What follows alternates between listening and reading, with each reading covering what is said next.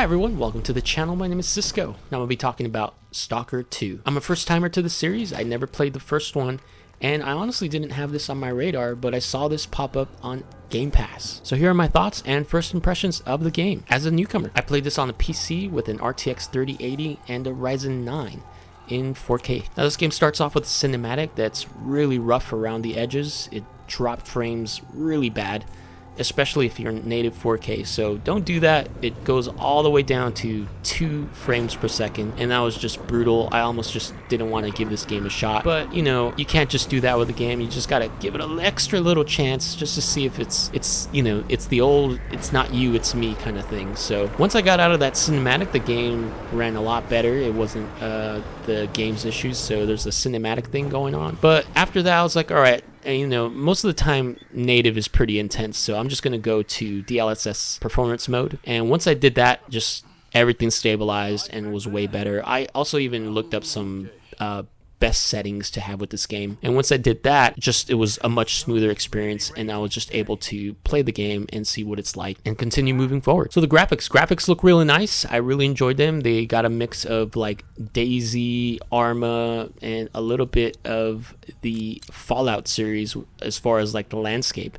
When you get to a really tall point in a tower or something and you're able to overlook the land, you just get very, very Fallout vibes, and I love that. The gameplay and looting system is kind of a part of this genre that's going on. So if you played Daisy, Arma, Escape from Tarkov, you'll understand and be very familiar with these mechanics and looting system, whereas you got to make sure that the crosshairs on the enemy or you're gonna miss, and there's recoil, and it's just a lot more realistic than a Fallout. Even Fortnite has some hit scan stuff that happens sometimes, but Stalker 2 is definitely a more realistic looking gameplay, and so you just got to make sure your shots count, and you got to make use of the lean, and really those enemies hit you and they hit hard, and they also do some smart moves and split up and go from each end into the other end, and they throw grenades at you if you're staying put and camping basically,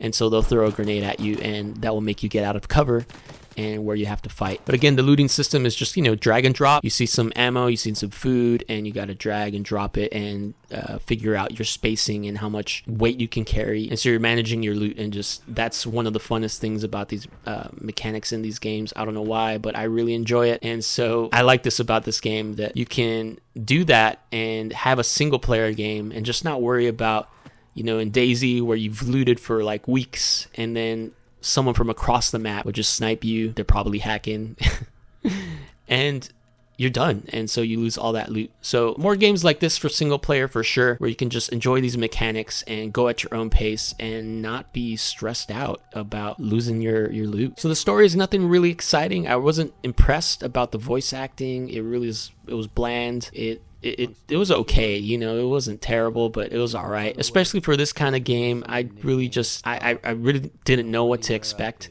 since I'm new to the series, and it wasn't anything amazing. The combat is fun, and the AI aren't stupid. You get behind cover, and they throw a grenade, and they shoot at you, and the shots hit.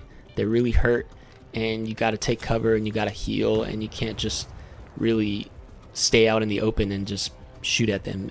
You really have to use your environment and think a bit when you're fighting the enemies. So those are my thoughts about the game. I really just wanted to give you guys my first impressions, just as a new person, as someone who really wasn't following the game and saw it on Game Pass and was like, hey, you know what, I'm gonna try it out and review it and see what you guys think, and just kind of give you guys my feedback and put it out there, you know. If you like these kind of games, like post-apocalyptic survival, kind of Escape from Tarkov, Daisy kind of gameplay, but in a single player setting, but you don't really know much about this game, then definitely get it in Game Pass, because it's only like, for me, it was like only 10, 12 bucks. I don't really remember exactly what I'm paying, which is weird, but this just makes Game Pass so much better, because this just came out and it's fun, man. You could just install it and then uninstall it or whatever you want to do. But as far as I'm concerned, like, I enjoyed this game. It's a little rough around the edges as far as like smoothness and stability, but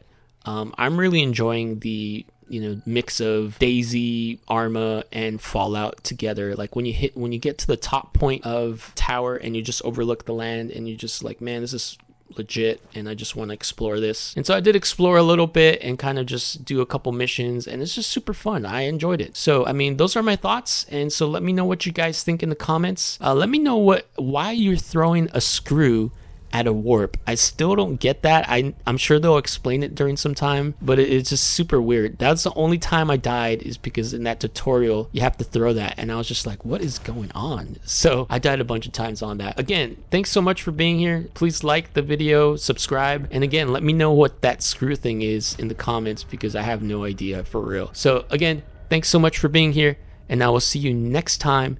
Happy gaming.